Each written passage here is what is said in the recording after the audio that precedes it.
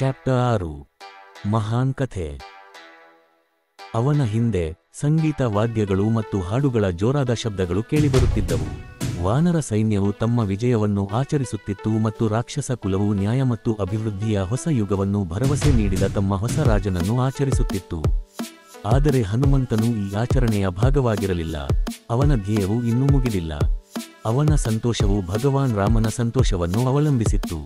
ಮತ್ತು ಈ ಸಮಯದಲ್ಲಿ ಎರಡು ಚಿಂತೆಗಳು ಭಗವಾನ್ ರಾಮನನ್ನು ಆವರಿಸಿದ್ದವು: ಸೀತೆಯೊಂದಿಗೆ ಪುನರ್ಮಿಲನ ಮತ್ತು ಭರತನೊಂದಿಗಿನ ಪುನರ್ಮಿಲನ. ಹನುಮಂತನು ತಾಯಿ ಸೀತೆಯ ಕಡೆಗೆ ನಡೆಯುತ್ತಿದ್ದಂತೆ ಅವನ ಮನಸ್ಸಿನಲ್ಲಿ ನಿರಂತರ ಆಲೋಚನೆಯೆಂದರೆ ಭಗವಾನ್ ರಾಮನ ಸೂಕ್ಷ್ಮತೆಗೆ ನಿಜವಾದ ಮೆಚ್ಚುಗೆ. ವಿಭೀಷಣನ ಪಟ್ಟಾಭಿಷೇಕ ನಡೆದ ನಂತರ ಭಗವಾನ್ ರಾಮನು ಹನುಮನಿಗೆ ಅಶೋಕ ವಾಟಿಕಕ್ಕೆ ಹೋಗಿ ಸೀತೆಯನ್ನು ಕರೆತರಲು ಸೂಚಿಸಿದನು. ಭಗವಾನ್ ರಾಮನಿಂದ ಆದೇಶ ಬಂದ ತಕ್ಷಣ ಹನುಮಂತನು ತನ್ನ ಪಾದಗಳಿಗೆ ಹಾರಿ ಓಡಿಹೋದನು. ಆಗ ಭಗವಾನ್ ರಾಮನು ಹನುಮನನ್ನು ತಡೆದು ಅವನನ್ನು ಹಿಂದಕ್ಕೆ ಕರೆದನು. ಹನುಮಂತನು ವಿಧೇಯತೆಯಿಂದ ಹಿಂತಿರುಗಿ ಭಗವಾನ್ ರಾಮನ ಪಕ್ಕದಲ್ಲಿ ನಿಂತನು. ಭಗವಾನ್ ರಾಮನು ಅವನಿಗೆ, ವಿಭೀಷಣ ಈಗ ಲಂಕಾದ ರಾಜ. ಅವನ ಅನುಮತಿಯಿಲ್ಲದೆ ನೀನು ನಗರದ ಒಳಭಾಗಗಳಿಗೆ ಹೋಗಬಾರದು ಎಂದು ಹೇಳಿದನು. ಶ್ರೀರಾಮ ಎಷ್ಟು ಸಂವೇದನಾಶೀಲನಾಗಿದ್ದನು! ಆಶ್ಚರ್ಯವೇನಿಲ್ಲ, ಜನರು ಅವನ ಕರೆಗೆ ಮಣಿದು ತಮ್ಮ ಪ್ರಾಣವನ್ನೇ ಅರ್ಪಿಸಲು ಸಿದ್ಧರಾಗಿದ್ದರು ಎಂದು ಹನುಮಂತ ಭಾವಿಸಿದನು.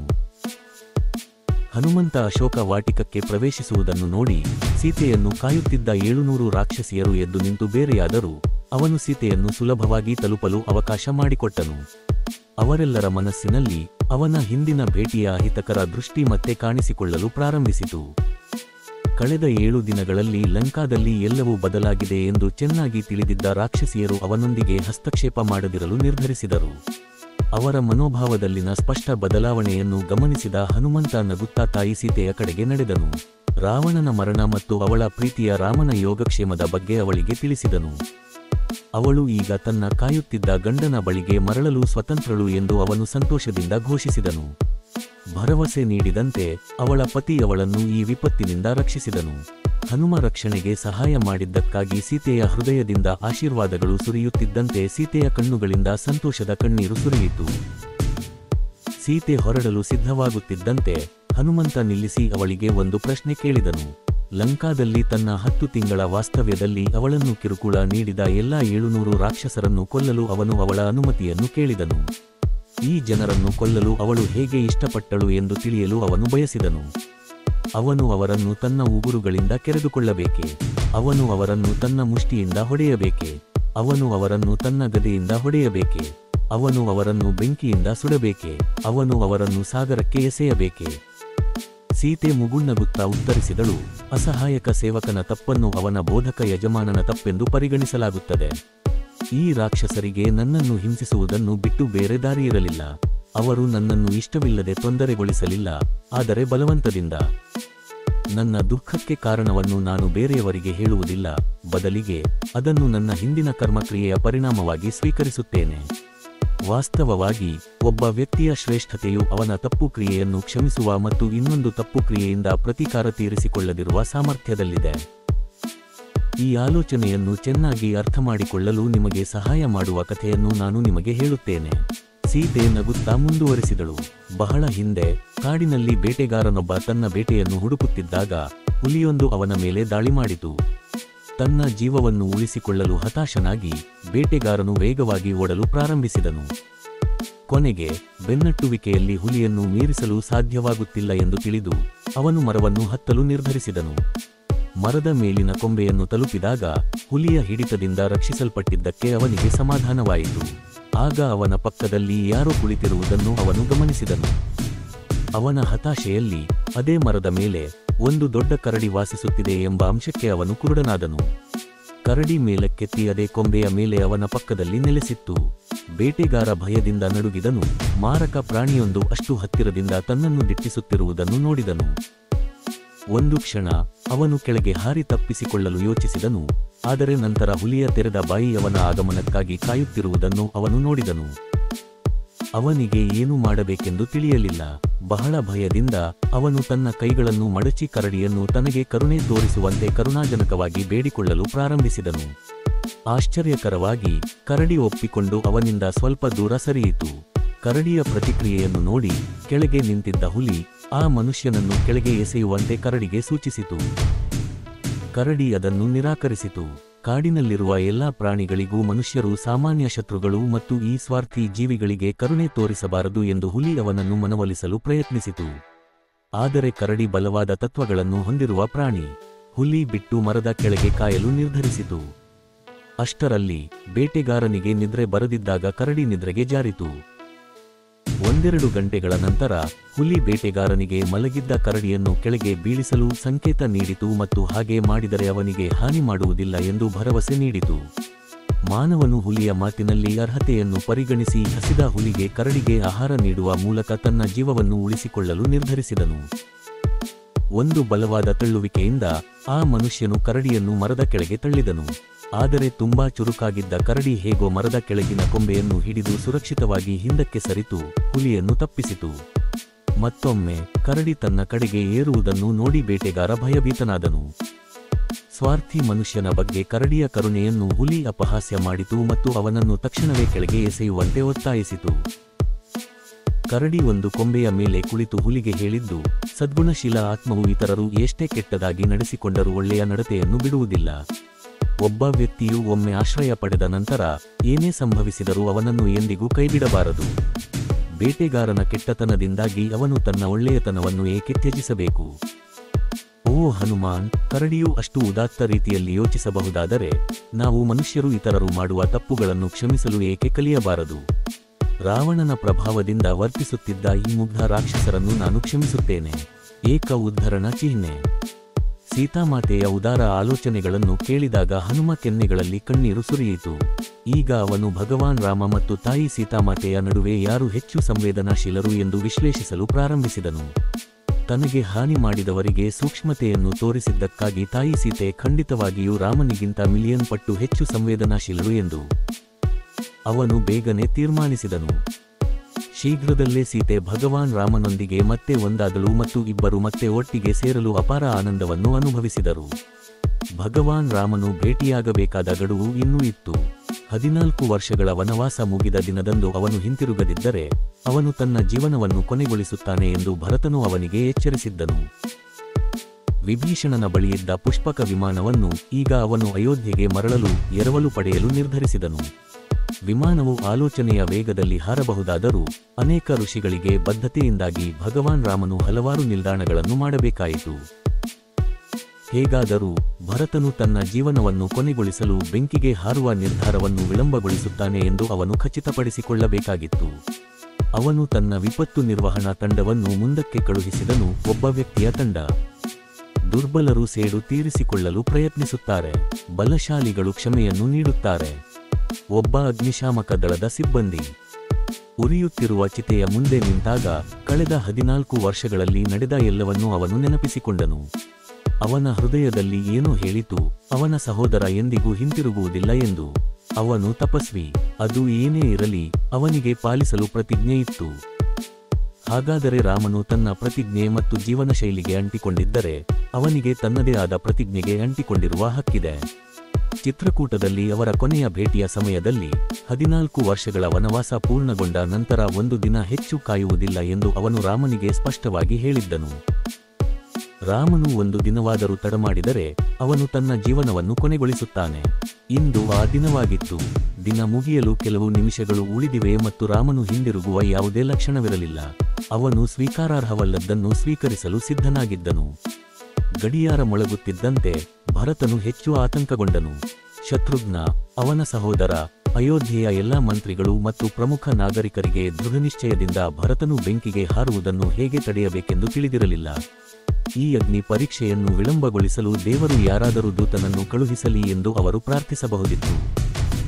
ಭರತನ ಮೇಲೆ, ಮರದ ಕೊಂಬೆಯ ಮೇಲೆ ಹನುಮಂತನು ಏನು ಮಾಡಬೇಕೆಂದು ಯೋಚಿಸುತ್ತಾ ಕುಳಿತಿದ್ದನು.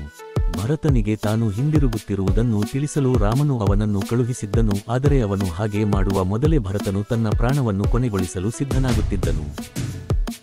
ಕೆಲವು ವಾರಗಳ ಹಿಂದೆ ತಾನು ಇದೇ ರೀತಿಯ ಮರದ ಮೇಲೆ ಕುಳಿತು ತಾಯಿ ಸೀತೆಯನ್ನು ನೋಡುತ್ತಾ ಆತ್ಮಹತ್ಯೆಯ ಬಗ್ಗೆ ಯೋಚಿಸುತ್ತಿದ್ದನೆಂದು ಅವನು ನೆನಪಿಸಿಕೊಂಡನು. ಮತ್ತು ಇಂದು ಭರತನು ಅದೇ ಕೆಲಸವನ್ನು ಮಾಡುವುದನ್ನು ಅವನು ನೋಡಿದನು. ತನ್ನ ಸಾಹಸಗಳಲ್ಲಿ ಅವನು ಸತ್ತ ತುದಿಗಳನ್ನು ಎದುರಿಸಿದಾಗಲೆಲ್ಲ ಅವನು ಅದೇ ಪರಿಹಾರವನ್ನು ಬಳಸುತ್ತಿದ್ದನು ಮತ್ತು ಅದು ಯಾವಾಗಲೂ ಕೆಲಸ ಮಾಡುತ್ತಿತ್ತು. ಕೋತಿಗಳು ಸಾಗರ ತೀರದಲ್ಲಿ ಏನು ಮಾಡಬೇಕೆಂದು ಅರ್ಥಮಾಡಿಕೊಳ್ಳಲು ಸಾಧ್ಯವಾಗದಿದ್ದಾಗ ಅವರು ರಾಮಕಥೆಯನ್ನು ಹೇಳಿದ್ದರು ಮತ್ತು ಸಂಪತಿ ಅವರ ರಕ್ಷಣೆಗೆ ಬಂದನು. ತಾಯಿ ಸೀತಾ ತನ್ನ ಜೀವವನ್ನು ಕೊನೆಗೊಳಿಸಲು ಪ್ರಯತ್ನಿಸಿದಾಗ ಅವನು ಮತ್ತೆ ರಾಮಕಥೆಯನ್ನು ಹೇಳಿದ್ದನು. ಅದು ಅವಳಿಗೆ ಬದುಕಲು ಭರವಸೆ ನೀಡಿತು. ಮತ್ತು ಇಂದು ವಿಪತ್ತು ನಡೆಯುವುದನ್ನು ನೋಡುತ್ತಿರುವಾಗ ಅವನಿಗೆ ಏನು ಮಾಡಬೇಕೆಂದು ತಿಳಿದಿತ್ತು. ತಕ್ಷಣವೇ ಅವನು ರಾಮಕಥೆಯನ್ನು ಹೇಳಲು ಪ್ರಾರಂಭಿಸಿದನು. ರಾಮಲೀಲಾದ ಆರಂಭದಿಂದ ಭರತನನ್ನು ಭೇಟಿಯಾಗಲು ಹೋಗುವಾಗ ಭಗವಾನ್ ರಾಮನು ಭಾರದ್ವಾಜ ಮುನಿಯ ಆಶ್ರಮವನ್ನು ತಲುಪುವ ಹಂತದವರೆಗೆ ಭರತನು ತನ್ನ ಸಹೋದರನ ಲೀಲೆಗಳ ಸಿಹಿಯಾದ ನಿರೂಪಣೆಯನ್ನು ಕೇಳಿದಾಗ ಅವನು ತನ್ನ ಜೀವನವನ್ನು ಕೊನೆಗೊಳಿಸುವ ಆಲೋಚನೆಯನ್ನು ಕೈಬಿಟ್ಟನು. ಅಯೋಧ್ಯೆಗೆ ಮರಳಿದ್ದನು ಮತ್ತು ಆಶಾದ ಸಂದೇಶವಾಹಕನು ಭಗವಾನ್ ರಾಮನ ಕುಟುಂಬದ ಪ್ರತಿಯೊಬ್ಬ ಸದಸ್ಯರನ್ನು ವಿಪತ್ತಿನಿಂದ ರಕ್ಷಿಸಿದ್ದನು. ಅವನು ತಾಯಿ ಸೀತಾಳನ್ನು ಅವಳಿಗೆ ರಾಮನ ಸಂದೇಶವನ್ನು ತರುವ ಮೂಲಕ ರಕ್ಷಿಸಿದ್ದನು. ಅವನು ತಾಯಿ ಸೀತೆಯ ಸುರಕ್ಷತೆಯ ಸುದ್ದಿಯನ್ನು ತರುವ ಮೂಲಕ ರಾಮನನ್ನು ರಕ್ಷಿಸಿದ್ದನು. ಅವನು ಹಿಮಾಲಯದಿಂದ ಮಾಂತ್ರಿಕ ಗಿಡಮೂಲಿಕೆಗಳನ್ನು ತರುವ ಮೂಲಕ ಲಕ್ಷ್ಮಣನನ್ನು ರಕ್ಷಿಸಿದ್ದನು. ಮತ್ತು ಈಗ ಭಗವಾನ್ ರಾಮನ ಮರಳುವಿಕೆಯ ಸುದ್ದಿಯನ್ನು ತರುವ ಮೂಲಕ ಭರತನನ್ನು ರಕ್ಷಿಸಿದ್ದನು. ಸಾಯುತ್ತಿರುವ ಹೃದಯವನ್ನು ಪುನರುಜ್ಜೀವನಗೊಳಿಸಲು ವೈದ್ಯರು ವಿದ್ಯುತ್ ಆಘಾತಗಳನ್ನು ಬಳಸುವಂತೆಯೇ ಹಿತೈಷಿಗಳು ಸಾಯುತ್ತಿರುವ ಭರವಸೆಯನ್ನು ಪುನರುಜ್ಜೀವನಗೊಳಿಸಲು ಸ್ಫೂರ್ತಿಯನ್ನು ಬಳಸುತ್ತಾರೆ. ನಿಜವಾದ ವಜ್ರ. ರಾಮನು ಅಯೋಧ್ಯೆಯ ರಾಜನಾಗಿ ಪಟ್ಟಾಭಿಷೇಕ ಮಾಡಿದ ನಂತರ ಕೃತಜ್ಞತಾ ಸಮಾರಂಭವನ್ನು ಆಯೋಜಿಸಲಾಯಿತು. ಆದಾಗ್ಯೂ ಹಲವು ತಿಂಗಳುಗಳಿಂದ ದೈವಿಕ ದಂಪತಿಗಳನ್ನು ಒಂದು ಆಲೋಚನೆ ಕಾಡುತ್ತಿತ್ತು. ಅನೇಕ ಜನರು ನಿಸ್ವಾರ್ಥತೆಯಿಂದ ಅವರಿಗೆ ಸೇವೆ ಸಲ್ಲಿಸಿದ್ದರು, ಆದರೆ ಅವರು ಸಮರ್ಪಕವಾಗಿ ಪ್ರತಿಕ್ರಿಯಿಸಲು ಸಾಧ್ಯವಾಗಲಿಲ್ಲ ಏಕೆಂದರೆ ಅವರ ಬಳಿ ನೀಡಲು ಏನೂ ಇರಲಿಲ್ಲ. ಸಹಜವಾಗಿ ಅವರು ತಮ್ಮ ಹೃದಯದಲ್ಲಿ ಹೊಂದಿದ್ದ ಪ್ರೀತಿಯನ್ನು ಹಂಚಿಕೊಂಡರು, ಆದರೆ ಈಗ ಅವರ ಬಳಿ ಸಂಪನ್ಮೂಲಗಳಿವೆ. ಅವರು ಹೆಚ್ಚಿನದನ್ನು ನೀಡಲು ಬಯಸಿದ್ದರು. ಪ್ರತಿಯೊಬ್ಬ ಸ್ನೇಹಿತನನ್ನು ಕರೆಯಲಾಯಿತು ಮತ್ತು ಸರಿಯಾಗಿ ಗೌರವಿಸಲಾಯಿತು. ಭಗವಾನ್ ರಾಮನು ಅವರಿಗೆ ಪ್ರಶಸ್ತಿ ನೀಡಲಾಗುತ್ತಿದ್ದರೂ ಕಳೆದ ತಿಂಗಳುಗಳಲ್ಲಿ ಅವರು ಸಲ್ಲಿಸಿದ ಅಮೂಲ್ಯ ಸೇವೆಗೆ ಹೋಲಿಸಿದರೆ ಉಡುಗೊರೆಯ ಮೌಲ್ಯವು ಅತ್ಯಲ್ಪ ಎಂದು ಘೋಷಿಸಿದನು. ಈಗ ತಮ್ಮ ನೆಚ್ಚಿನವರಾದ ಅತ್ಯಂತ ವಿಧೇಯ ಮತ್ತು ವೀರ ವ್ಯಕ್ತಿತ್ವಕ್ಕೆ ಕೊನೆಯ ಮನ್ನಣೆ ನೀಡಲು ಅವರು ಆಯ್ಕೆ ಮಾಡಿಕೊಂಡರು. ಅವನನ್ನು ಕರೆಯುವಾಗ ಹನುಮಂತನು ತಲೆ ಕೆಳಗೆ ಮಾಡಿ ಸಿಂಹಾಸನದ ಬಳಿಗೆ ನಡೆದನು. ಆಗ ರಾಮ ಮತ್ತು ಸೀತೆ ಅವನ ವೀರತ್ವದ ಕಥೆಗಳನ್ನು ನೆನಪಿಸಿಕೊಂಡರು. ಅಯೋಧ್ಯೆಯಲ್ಲಿ ಎಲ್ಲರೂ ಅವನ ಸಾಧನೆಗಳಿಂದ ಮೋಡಿಗೊಂಡರು.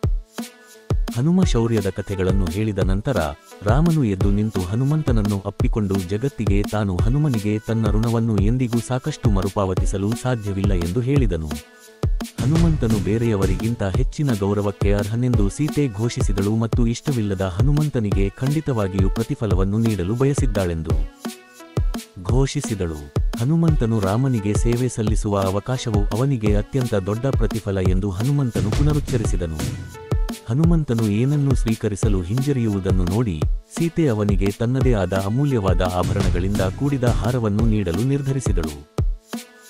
ಸೀತೆ ನಿಜವಾಗಿಯೂ ತನ್ನ ಅಮೂಲ್ಯವಾದ ಹಾರವನ್ನು ತೆಗೆದಾಗ ಪ್ರೇಕ್ಷಕರಲ್ಲಿ ಜನರು ಉಸಿರುಗಟ್ಟಿದರು. ರಾಣಿಯಿಂದ ಅಂತಹ ಗೌರವವನ್ನು ಪಡೆದಿದ್ದಕ್ಕಾಗಿ ಅವರು ಹನುಮಂತನನ್ನು ಹೊಗಳಿದರು ಮತ್ತು ಅವನನ್ನು ಅದೃಷ್ಟಶಾಲಿ ಎಂದು ಪರಿಗಣಿಸಿದರು. ಹನುಮಂತನು ತನ್ನ ಕೈಗಳನ್ನು ಚಾಚಿ ಸಂಪೂರ್ಣ ನಿರಾಸಕ್ತಿಯಿಂದ ಉಡುಗೊರೆಯನ್ನು ಪಡೆದನು. ಅವನು ಎಲ್ಲಾ ಕೋನಗಳಿಂದ ಹಾರವನ್ನು ಸೂಕ್ಷ್ಮವಾಗಿ ಪರಿಶೀಲಿಸಲು ಪ್ರಾರಂಭಿಸಿದನು. ಅದನ್ನು ಎಲ್ಲಾ ದಿಕ್ಕುಗಳಲ್ಲಿಯೂ ತಿರುಗಿಸಿದ ನಂತರವೂ ಹನುಮಂತನಿಗೆ ತಾನು ಏನನ್ನು ನೋಡಲು ಬಯಸುತ್ತಾನೆಂದು ನೋಡಲು ಸಾಧ್ಯವಾಗಲಿಲ್ಲ. ಅಲ್ಲಿದ್ದ ಎಲ್ಲರಿಗೂ ಆಘಾತವಾಗುವಂತೆ ಅವನು ಹಾರವನ್ನು ಕೆಡವಲು ಪ್ರಾರಂಭಿಸಿದನು. ಅದನ್ನು ಸಣ್ಣ ತುಂಡುಗಳಾಗಿ ಹರಿದು ಹಾಕಿದನು. ಹಾರದಲ್ಲಿದ್ದ ಪ್ರತಿಯೊಂದು ವಜ್ರವನ್ನು ಮುರಿದು ಅದರ ಒಳಭಾಗವನ್ನು ಎಚ್ಚರಿಕೆಯಿಂದ ಪರಿಶೀಲಿಸಿದನು. ಅವನು ಅಸಹ್ಯದಿಂದ ನೆಲದ ಮೇಲೆ ವಜ್ರದ ತುಂಡುಗಳನ್ನು ಒಡೆಯಲು ಪ್ರಾರಂಭಿಸಿದನು. ಕೊನೆಗೆ ಹಾರದ ಪ್ರತಿಯೊಂದು ಭಾಗವನ್ನು ಪರಿಶೀಲಿಸಿ ಕೆಡವಿದ ನಂತರ ಹನುಮಂತನು ಮೇಲಕ್ಕೆ ನೋಡಿದನು. ಸಾವಿರಾರು ದವಡೆಗಳು ಬಿದ್ದಿರುವುದನ್ನು ಅವನು ಕಂಡುಕೊಂಡನು. ಪ್ರೇಕ್ಷಕರಲ್ಲಿ ಯಾರಿಗೂ ಈಗ ಏನಾಯಿತು ಎಂಬುದನ್ನು ಅರಗಿಸಿಕೊಳ್ಳಲು ಸಾಧ್ಯವಾಗಲಿಲ್ಲ. ರಾಜಮನೆತನದ ಉಡುಗೊರೆಯನ್ನು ಯಾರಾದರೂ ಹೇಗೆ ನಾಶ ಮಾಡಬಹುದು? ಅದೂ ಸಹ ರಾಣಿಯ ಮುಂದೆಯೇ. ಹನುಮಂತನು ತನ್ನ ಕೃತ್ಯಗಳನ್ನು ಸಮರ್ಥಿಸಿಕೊಳ್ಳುವ ಮೂಲಕ ತನ್ನನ್ನು ತಾನು ರಕ್ಷಿಸಿಕೊಳ್ಳಲು ಪ್ರಯತ್ನಿಸುತ್ತಿಲ್ಲ ಎಂದು ಅವರು ನೋಡಿದಾಗ ಅವರು ಅವನ ಶೋಚನೀಯ ನಡವಳಿಕೆಗಾಗಿ ಅವನ ಮೇಲೆ ತೀವ್ರ ಅಸಮಾಧಾನ ಮತ್ತು ಕೋಪಗೊಂಡರು. ನ್ಯಾಯಾಲಯದ ವಿವಿಧ ಮೂಲೆಗಳಿಂದ ಅಯೋಧ್ಯೆಯ ಎಲ್ಲಾ ಪ್ರಮುಖ ನಾಗರಿಕರು ವಿವರಣೆಯನ್ನು ಬೇಡಲು ಪ್ರಾರಂಭಿಸಿದರು. ತಾಯಿ ಸೀತಾ ಮತ್ತು ರಾಮನು ಹಾರದೊಳಗೆ ಇದ್ದಾರೆಯೇ ಎಂದು ನೋಡಲು ಕಲ್ಲುಗಳನ್ನು ಒಡೆಯುತ್ತಿದ್ದೇನೆ ಎಂದು ಹನುಮಂತನು ವಿನಮ್ರವಾಗಿ ವಿವರಿಸಿದನು. ಹನುಮನಿಗೆ ದೈವಿಕ ದಂಪತಿಗಳ ಉಪಸ್ಥಿತಿ ಇದ್ದರೆ ಮಾತ್ರ ಏನಾದರೂ ಮೌಲ್ಯಯುತವಾಗಿತ್ತು, ಮತ್ತು ಹಾರ ಮತ್ತು ಆ ಹಾರದಲ್ಲಿರುವ ಪ್ರತಿಯೊಂದು ವಜ್ರವು ದಂಪತಿಗಳ ಉಪಸ್ಥಿತಿಯಿಲ್ಲದೆ ಇದ್ದುದರಿಂದ ಉಡುಗೊರೆ ಅವನಿಗೆ ನಿಷ್ಪ್ರಯೋಜಕವಾಗಿತ್ತು. ಈ ವಿವರಣೆಯನ್ನು ಕೇಳಿದಾಗ ರಾಮ ಮತ್ತು ಸೀತೆ ಹನುಮಂತನ ಭಕ್ತಿಗೆ ತುಂಬಾ ಸಂತೋಷಪಟ್ಟರು ಮತ್ತು ಒಬ್ಬರನ್ನೊಬ್ಬರು ನೋಡಿ ಮುಗುಳ್ನಕ್ಕರು. ಅವರಿಗೆ ಅವನೇ ನಿಜವಾದ ವಜ್ರ. ಆದರೆ ಆ ಸ್ಥಾನದಲ್ಲಿದ್ದ ಇತರರು ತಮ್ಮ ರಾಜ ಮತ್ತು ರಾಣಿ ಹನುಮಂತನ ಕೃತ್ಯದಿಂದ ಅವಮಾನಿತರಾಗಿದ್ದಾರೆಂದು ಭಾವಿಸಿದರು. ಕೆಲವರು ಹನುಮ ಭಕ್ತಿ ಎಂದು ಕರೆಯಲ್ಪಡುವ ಬಗ್ಗೆ ತಮಾಷೆ ಮಾಡಲು ಪ್ರಾರಂಭಿಸಿದರು. ರಾಮ ಮತ್ತು ಸೀತೆಯ ಮೇಲಿನ ಅವನ ಪ್ರೀತಿ ಕೇವಲ ನೆಪ ಮತ್ತು ನಿಜವಾದ ಆಳವಿಲ್ಲ ಎಂದು ಅವರು ಹೇಳಿದರು. ಅವರಲ್ಲಿ ಒಬ್ಬರು ಹನುಮಂತನಿಗೆ ಅಪಹಾಸ್ಯದಿಂದ ಸವಾಲು ಹಾಕಿದರು. ಅವನು, ರಾಮ ಮತ್ತು ಸೀತೆಯಿಲ್ಲದ ಯಾವುದಕ್ಕೂ ನೀವು ನಿಜವಾಗಿಯೂ ಬೆಲೆ ಕೊಡದಿದ್ದರೆ ರಾಮ ಮತ್ತು ಸೀತೆಯಿಲ್ಲದ ನಿಮ್ಮ ಹೃದಯಕ್ಕೆ ಬೆಲೆ ಕೊಡುತ್ತೀರಾ? ನಿಮ್ಮ ಹೃದಯದೊಳಗೆ ದೈವಿಕ ದಂಪತಿಗಳಿವೆ ಎಂದು ನೀವು ಹೇಗೆ ಖಚಿತವಾಗಿ ಹೇಳಬಹುದು? ಹನುಮ ಕುಗ್ಗಿದ ಮುಖವನ್ನು ನೋಡಿ ಎಲ್ಲರೂ ನಕ್ಕರು. ಅವರ ನಗುವಿನ ನಡುವೆ ಎಲ್ಲರೂ ಹೆಪ್ಪುಗಟ್ಟಿದರು. ಹನುಮಂತ ಈಗ ನ್ಯಾಯಾಲಯದ ಮಧ್ಯದಲ್ಲಿ ಎದೆ ಹರಿದು ನಿಂತಿದ್ದ. ನ್ಯಾಯಾಲಯದ ಕೋಣೆಯಾದ್ಯಂತ ರಕ್ತ ಚೆಲ್ಲಿತ್ತು. ಜನರು ತನಗೆ ತಾನೇ ಮಾಡಿಕೊಂಡ ಕೃತ್ಯಕ್ಕೆ ದಿಗ್ಭ್ರಮೆಗೊಂಡರು. ತನ್ನ ಬರೀ ಕೈಗಳಿಂದಲೇ ಅವನು ತನ್ನ ಎದೆಯನ್ನು ಹರಿದುಕೊಂಡಿದ್ದ. ಆದರೆ ಎಲ್ಲರನ್ನೂ ಹೆಚ್ಚು ಬೆರಗುಗೊಳಿಸಿದ್ದು ಅವನ ಎದೆಯೊಳಗೆ ಸೀತೆ ಮತ್ತು ರಾಮನ ಹೃದಯದೊಳಗೆ ಸಿಂಹಾಸನವೇರಿರುವ ಸುಂದರವಾದ ಚಿತ್ರವಿತ್ತು. ರಾಮ ಮತ್ತು ಸೀತೆಯ ಕಣ್ಣುಗಳಲ್ಲಿ ಕಣ್ಣೀರು ಇತ್ತು ಮತ್ತು ಇತರರ ಮುಖದಲ್ಲಿ ಅವಮಾನ ಬರೆಯಲಾಗಿತ್ತು. ನ್ಯಾಯಾಲಯದಲ್ಲಿದ್ದ ಎಲ್ಲರೂ ತಮ್ಮ ಆರಾಧನೆಯ ಮಹಾವೀರ ಮತ್ತು ಭಕ್ತ ಹನುಮ ಪಾದಗಳಿಗೆ ಬಿದ್ದರು. ಶಾಶ್ವತ ನಿವಾಸಿ. ಪ್ರತಿಯೊಂದು ಕೋತಿಯು ಮುಂದೆ ಬಂದು ರಾಮನಿಗೆ ನಮಸ್ಕಾರ ಮಾಡಿ ಅವನ ಕೈಗಳಿಂದ ವಿಶೇಷ ಉಡುಗೊರೆಯನ್ನು ಸ್ವೀಕರಿಸಿ ತನ್ನ ಸ್ಥಾನಕ್ಕೆ ಹಿಂತಿರುಗಿತು. ರಾಮನು ಕಳುಹಿಸುವ ಮೊದಲು ಸೈನ್ಯದಲ್ಲಿರುವ ಪ್ರತಿಯೊಂದು ಕೋತಿಯನ್ನು ಸ್ವಾಗತಿಸಲು ನಿರ್ಧರಿಸಿದ್ದನು. ಹಿಂದಿನ ದಿನ ಸೈನ್ಯದ ಮುಖ್ಯಸ್ಥರನ್ನು ಸನ್ಮಾನಿಸಲಾಗಿತ್ತು. ಆದರೆ ರಾಮನಿಗೆ ಅದು ಸಾಕಾಗಲಿಲ್ಲ ಎಂದು ಭಾವಿಸಿದನು. ಸೈನ್ಯದಲ್ಲಿನ ಅತ್ಯಂತ ಕೆಳಮಟ್ಟದ ಸೈನಿಕರೂ ಸಹ ತಮ್ಮ ಕೃತಜ್ಞತೆಯನ್ನು ವ್ಯಕ್ತಪಡಿಸಲು ಬಯಸಿದ್ದರು, ಏಕೆಂದರೆ ಅವರೆಲ್ಲರೂ ಯಾವುದೇ ಕುಟುಂಬ ಸದಸ್ಯರು ಮಾಡುವುದಕ್ಕಿಂತ ಹೆಚ್ಚಿನದನ್ನು ಮಾಡಿದ್ದಾರೆ. ಅಭಿನಂದನಾ ಸಮಾರಂಭ ಮುಗಿದ ನಂತರ ಅವರು ಇಡೀ ಹಿರಿಯ ಗುಂಪಿನ ಕೋತಿಗಳ ಕಡೆಗೆ ತಿರುಗಿ, ಕಳೆದ ಕೆಲವು ತಿಂಗಳುಗಳಲ್ಲಿ ಅವರ ಮಾರ್ಗದರ್ಶನದಲ್ಲಿ ಕಲಿತ ತತ್ವಗಳ ಪ್ರಕಾರ ತಮ್ಮ ನಿವಾಸಗಳಿಗೆ ಮರಳಲು ಮತ್ತು ಸಮಾಜಕ್ಕೆ ಸೇವೆ ಸಲ್ಲಿಸುವುದನ್ನು ಮುಂದುವರಿಸಲು ಸೂಚಿಸಿದರು. ಕೃತಜ್ಞತೆಯ ಕಣ್ಣೀರು ಸುರಿಸುತ್ತಾ ಎಲ್ಲಾ ಕೋತಿಗಳು ಅಯೋಧ್ಯೆಯಿಂದ ಹೊರಟು ಹೋದವು. ಈಗ ಭಗವಾನ್ ರಾಮ, ಲಕ್ಷ್ಮಣ ಮತ್ತು ಹನುಮಂತ ಮಾತ್ರ ಉಳಿದಿದ್ದರು. ಭಗವಾನ್ ರಾಮನು ಹನುಮ ಕಡೆಗೆ ತಿರುಗಿ ಕಣ್ಣಲ್ಲಿ ನೀರು ತುಂಬಿಕೊಂಡು ಅವನ ಹೃದಯದಲ್ಲಿ ಏನಾದರೂ ಆಸೆ ಇದೆಯೇ ಎಂದು ಕೇಳಿದನು. ಹನುಮಂತನು ಮೊದಲ ಬಾರಿಗೆ ತನ್ನ ಆಸೆಯನ್ನು ಭಗವಂತನಿಗೆ ವ್ಯಕ್ತಪಡಿಸಲು ನಿರ್ಧರಿಸಿದನು. ಅವನು ಹೇಳಿದನು, ದಯವಿಟ್ಟು ನಿನ್ನ ಮೇಲಿನ ನನ್ನ ಪ್ರೀತಿ ಶಾಶ್ವತವಾಗಿ ಉಳಿಯುವ ವರವನ್ನು ನನಗೆ ನೀಡು. ನಾನು ನಿನ್ನನ್ನು ಒಂದು ಕ್ಷಣವೂ ಮರೆಯಬಾರದು. ನಿನ್ನ ವಿಶೇಷ ಆಶ್ರಯ ಮತ್ತು ಸೇವೆಯಿಂದ ನನ್ನ ಗಮನ ಬೇರೆಡೆಗೆ ಸೆಳೆಯಬಾರದು. ಈ ಜಗತ್ತಿನಲ್ಲಿ ನಿನ್ನಿಂದ ಸಂಪರ್ಕ ಕಡಿತಗೊಂಡಿರುವ ಬೇರೆ ಯಾರಿಗೂ ಸೇವೆ ಸಲ್ಲಿಸಲು ನಾನು ಆಶಿಸಬಾರದು. ನಿನ್ನ ದೈವಿಕ ಕಥೆಯನ್ನು ಈ ಜಗತ್ತಿನಲ್ಲಿ ಹೇಳುವ ಮತ್ತು ಪುನಃ ಹೇಳುವ ಸಮಯದವರೆಗೆ ನಾನು ಬದುಕುವುದನ್ನು ಮುಂದುವರಿಸಲಿ. ನಾನು ಬೇರೆ ಏನನ್ನೂ ಹುಡುಕುವುದಿಲ್ಲ. ಹನುಮಂತನ ಮಾತುಗಳನ್ನು ಕೇಳಿ ಆತನಿಗೆ ಸೇವೆ ಸಲ್ಲಿಸುವ ಪ್ರಾಮಾಣಿಕ ಬಯಕೆಯಿಂದ ತುಂಬಿದ ಭಗವಾನ್ ರಾಮನು ಭಾವನೆಗಳಿಂದ ತುಂಬಿ ಹೋದನು ಮತ್ತು ಅವನನ್ನು ಅಪ್ಪಿಕೊಳ್ಳುತ್ತಾ ತನ್ನ ಹೃದಯವನ್ನು ಹಂಚಿಕೊಂಡನು. ಅವನು ಹನುಮಂತನಿಗೆ ಮಾಡಿದ ಪ್ರತಿಯೊಂದು ಸೇವೆಗೂ ತಾನು ಎಷ್ಟು ಋಣಿಯಾಗಿದ್ದೇನೆಂದು ಹೇಳಿದನು. ಆದರೂ ತಾನು ಮಾಡಿದ ಮತ್ತು ಭವಿಷ್ಯದಲ್ಲಿ ಮಾಡಲಿರುವ ಎಲ್ಲದಕ್ಕೂ ಹನುಮಂತನಿಗೆ ನೀಡಬಹುದಾದ ಏಕೈಕ ವಿಷಯವೆಂದರೆ ಅಪ್ಪುಗೆ ಎಂದು ಭಗವಾನ್ ರಾಮನು ಪುನರುಚ್ಚರಿಸಿದನು. ಆ ಕ್ಷಣದಲ್ಲಿ ಹನುಮಂತನು ತನ್ನ ಜೀವನದಲ್ಲಿ ಒಂದು ಪ್ರಮುಖ ನಿರ್ಧಾರವನ್ನು ತೆಗೆದುಕೊಂಡನು, ಇಂದಿಗೂ ಜನರು ಗ್ರಹಿಸಲು ಸಾಧ್ಯವಾಗದ ನಿರ್ಧಾರ. ಭಗವಂತ ತನ್ನ ದೇಹವನ್ನು ಹಲವಾರು ಬಾರಿ ಅಪ್ಪಿಕೊಂಡಿರುವುದರಿಂದ ಭಗವಾನ್ ರಾಮನ ಕರುಣೆಯಿಂದಾಗಿ ತಾನು ವಿಶೇಷ ಶಕ್ತಿಯನ್ನು ಪಡೆದುಕೊಂಡಿದ್ದೇನೆ ಎಂದು ಹನುಮಂತನಿಗೆ ಅನಿಸಿತು. ಹೀಗೆ ತೀರ್ಮಾನಿಸಿದ ಅವನು ತಾನು ಎಂದಿಗೂ ಆಧ್ಯಾತ್ಮಿಕ ಜಗತ್ತಿಗೆ ಹೋಗುವುದಿಲ್ಲ ಎಂದು ನಿರ್ಧರಿಸಿದನು. ಈ ಆಶೀರ್ವಾದದ ದೇಹದೊಂದಿಗೆ ಅವನು ಶಾಶ್ವತವಾಗಿ ಭೌತಿಕ ಜಗತ್ತಿನಲ್ಲಿ ಉಳಿಯುತ್ತಾನೆ. ಮತ್ತು ಸಹಜವಾಗಿ ಈ ಜಗತ್ತಿನಲ್ಲಿ ವಾಸಿಸುವಾಗ ಅವನ ಆಲೋಚನೆಯೆಂದರೆ ರಾಮಕಥೆ ಎಲ್ಲಿ ನಡೆಯುತ್ತದೋ ಅಲ್ಲಿಗೆ ಹೋಗಿ ಕುಳಿತು ರಾಮನ ಮಹಿಮೆಗಳನ್ನು ಧ್ಯಾನಿಸುತ್ತಾ ನಿರೂಪಣೆಯನ್ನು ಎಚ್ಚರಿಕೆಯಿಂದ ಕೇಳುತ್ತಾನೆ. ಇಂದಿಗೂ ರಾಮಲೀಲೆಯ ಬಗ್ಗೆ ಚರ್ಚಿಸುವಾಗಲೆಲ್ಲ ಮತ್ತು ಎಲ್ಲೋ ಹನುಮಾನ್ ಲೀಲೆ ನಡೆಯುತ್ತಿದೆ. ಒಂದು ಕಥೆ ಶತಮಾನಗಳಿಂದಲೂ ಜೀವಂತವಾಗಿದೆ, ಅದರ ಸಂದೇಶವು ಆಧುನಿಕ ಕಾಲಕ್ಕೆ ಪ್ರಸ್ತುತವಾಗಿದೆ. ಹನುಮಾನ್ ಜಾನಪದ ಕಥೆಗಳು. ಭಗವಾನ್ ರಾಮನ ಸಾಕುಪ್ರಾಣಿ. ಇಂದು ಅಯೋಧ್ಯೆಗೆ ಒಬ್ಬ ಒಳ್ಳೆಯ ಜ್ಯೋತಿಷಿ ಬಂದಿದ್ದಾನೆ ಎಂಬ ಮಾತು ಅಯೋಧ್ಯೆಯಲ್ಲಿ ಕಾಡ್ಗಿಚ್ಚಿನಂತೆ ಹರಡಿತು ಮತ್ತು ನೂರಾರು ಜನರು ಈ ಹೊಸ ಜ್ಯೋತಿಷಿಯನ್ನು ಸಂಪರ್ಕಿಸಲು ವಿವಿಧ ಬೀದಿ ಸಂದಿಗಳಲ್ಲಿ ಸೇರುತ್ತಿದ್ದರು. ಜಾತಕ ಮತ್ತು ಅಂಗೈಗಳ ಮೇಲಿನ ರೇಖೆಗಳನ್ನು ಓದುವುದು ಈ ಜ್ಯೋತಿಷಿಗೆ ಮಗುವಿನ ಆಟವಾಗಿತ್ತು. ಆದರೆ ಅವನ ಗುರಿ ಬೇರೆಯಾಗಿತ್ತು. ವಾಸ್ತವವಾಗಿ ಅವನು ವೇಷ ಧರಿಸಿದ ಕಳ್ಳನಾಗಿದ್ದನು. ಅವನು ಅಮೂಲ್ಯವಾದದ್ದನ್ನು ಕದಿಯಲು ಬಂದಿದ್ದನು. ಅವನು ಎಚ್ಚರಿಕೆಯಿಂದ ತನ್ನ ಗುರಿಯತ್ತ ಮುನ್ನಡೆದನು. ಅವನು ತನ್ನ ಗಮ್ಯಸ್ಥಾನವನ್ನು ತಲುಪಿದ ತಕ್ಷಣ ಅವನು ನಿಧಾನಗೊಳಿಸಿ ವಿಶ್ರಾಂತಿ ಪಡೆದನು. ಅಯೋಧ್ಯೆಯ ರಾಜಮನೆತನವು ಅವನ ತಾಣವಾಗಿತ್ತು ಮತ್ತು ಅವನು ರಾಜನಿಧಿಯನ್ನು ನೋಡಲು ಪ್ರಯತ್ನಿಸಿದನು. ಆ ವೇಷ ಧರಿಸಿದ ಜ್ಯೋತಿಷಿ ಬೇರೆ ಯಾರೂ ಅಲ್ಲ, ಅಯೋಧ್ಯೆಯ ಅರಮನೆಯಲ್ಲಿ ರಾಮನ ಮಗುವನ್ನು ನೋಡಲು ಹತಾಶನಾಗಿದ್ದ ಶಿವ. ರಾಮನ ತಾಯಿ ಕೌಶಲ್ಯ ಈ ಜ್ಯೋತಿಷಿಯ ಪ್ರತಿಭೆಯ ಬಗ್ಗೆ ಕೇಳಿದಾಗ ಅವನೊಂದಿಗೆ ಪ್ರೇಕ್ಷಕರನ್ನು ಭೇಟಿಯಾಗಲು ವಿನಂತಿಯನ್ನು ಕಳುಹಿಸಿದಳು. ಅವನು ತಕ್ಷಣ ಒಪ್ಪಿಕೊಂಡನು ಮತ್ತು ಅವನು ಯಾವುದೇ ಅನಗತ್ಯ ಉತ್ಸಾಹವನ್ನು ತೋರಿಸದಂತೆ ನೋಡಿಕೊಂಡನು.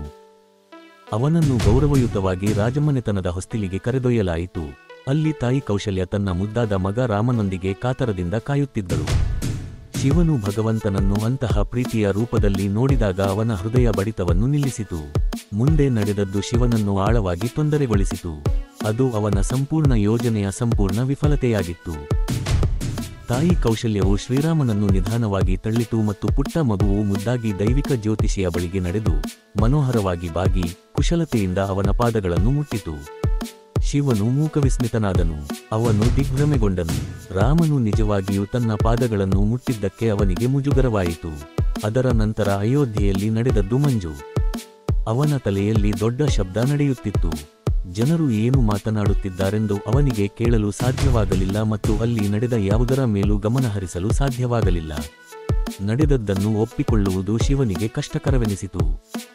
ಕೆಲವು ಗಂಟೆಗಳ ನಂತರ ಅವನು ಅಯೋಧ್ಯೆಯ ಆವರಣದಿಂದ ಹೊರನಡೆದಾಗ ತನ್ನ ಜೀವನದಲ್ಲಿ ಆ ದಿನದ ಘಟನೆಯನ್ನು ಹೇಗೆ ರದ್ದುಗೊಳಿಸಬಹುದು ಎಂದು ಅವನು ಯೋಚಿಸಿದನು. ಆಗ ಅವನಿಗೆ ಒಂದು ಕುತೂಹಲಕಾರಿ ಆಲೋಚನೆ ಹೊಳೆಯಿತು. ಆ ಕ್ಷಣವೇ ಅವನು ಉತ್ತರದಲ್ಲಿರುವ ಅಯೋಧ್ಯೆಯಿಂದ ಕಣ್ಮರೆಯಾದನು ಮತ್ತು ಸಾವಿರಾರು ಯೋಜನೆಗಳ ದೂರದಲ್ಲಿರುವ ದಕ್ಷಿಣದ ಅಂಜನಾದ್ರಿಯಲ್ಲಿ ಕಾಣಿಸಿಕೊಂಡನು.